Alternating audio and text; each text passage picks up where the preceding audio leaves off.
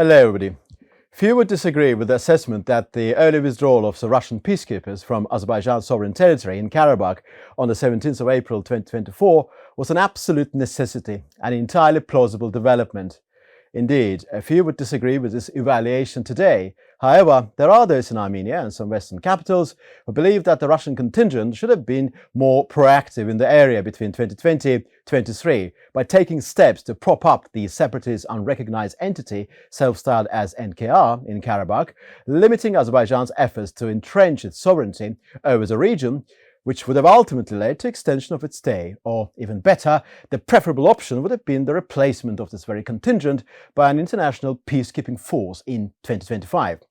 In many ways, this unfulfilled expectation appears to be embodied in the view of Principal Deputy Spokesperson for the US State Department, Vedant Patel, that Russia did not prove itself a trustworthy ally and partner of Armenia in September 2023.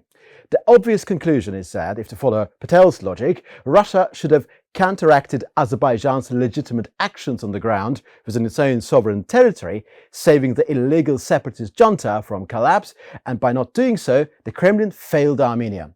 Very interesting indeed. Let us address the question as to why the early withdrawal of the Russian contingent from Karabakh was inevitable.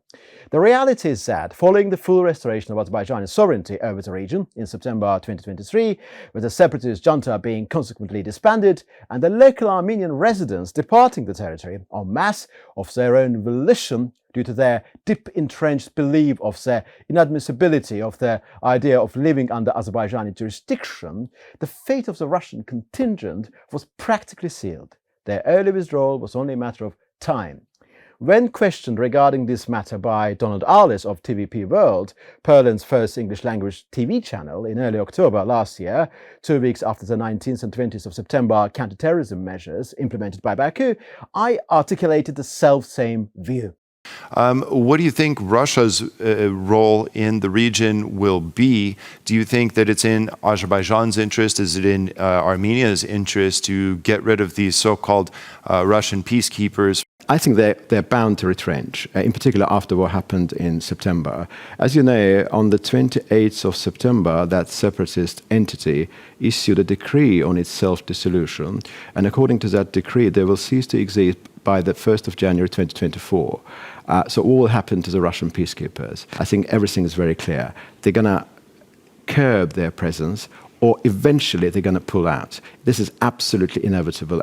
Of course, one has to understand the process leading from the deployment of the Russian troops in Karabakh in line with the 10 November 2020 tripartite statement signed between Azerbaijan, Armenia and Russia, through to the bilateral decision made by Baku and Moscow on the contingent's withdrawal on the 17th of April 2024. Despite the trilateral nature of the 10 November statement, the issue involving the Russian peacekeepers was always a matter between the sending and receiving states, namely Russia and Azerbaijan, and Armenia, by being forced to recognize Azerbaijan's territorial integrity and sovereignty in Prague in October 2022, in principle implicitly acquiesced with this. In November 2020, Russia viewed the presence of its peacekeepers on Azerbaijani soil as a well-deserved gain for being a broker in the ceasefire deal ending the 44-day war, a merciful act vis-à-vis Armenia by saving its puppet separatist creation from utter annihilation, and as a premise for extending its stay in Karabakh with a promise of being the ultimate arbiter in Baku-Yerevan dynamics for years to come. When in October 2022, Armenian Prime Minister Nikol Pashinyan openly expressed his acquiescence with the Russian peace plan, stipulating that the Karabakh issue should be left for following generations, with the concomitant presence of the peacekeepers during a trilateral meeting in Sochi, it became abundantly clear that Yerevan, in principle, subscribed to the Kremlin's approach. For the EU, US and France, the Russian contingent was viewed a force to be retained until replaced by themselves. As long as Azerbaijan's own perspective is concerned, for Baku, the Russian contingent in Karabakh entailed a certain element of calculated risk. The rationale of its approach was, from the very outset, centered around intensifying the process of implementing the provisions of 10 November 2020 statement in such a way that by 2025 there would have been no justification for the Russian troops remaining.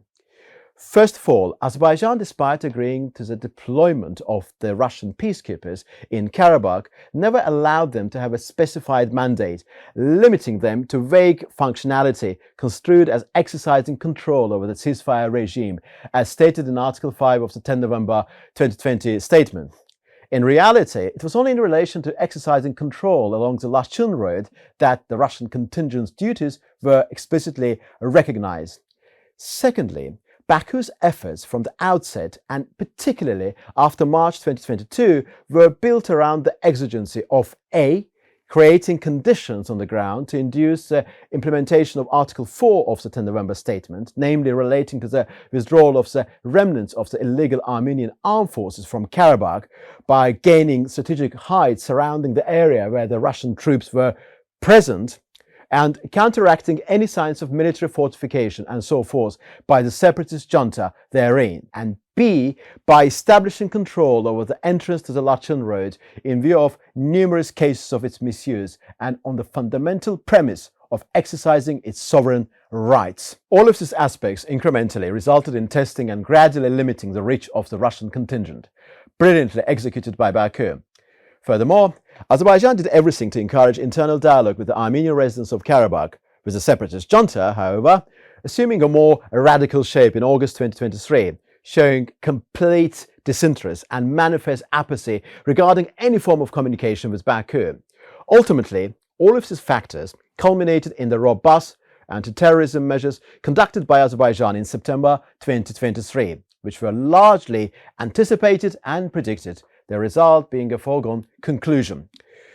Could the Russian peacekeepers have stayed in Karabakh in one way or another after full restoration of Azerbaijani sovereignty over the area? They may have, had Azerbaijan allowed them to do so.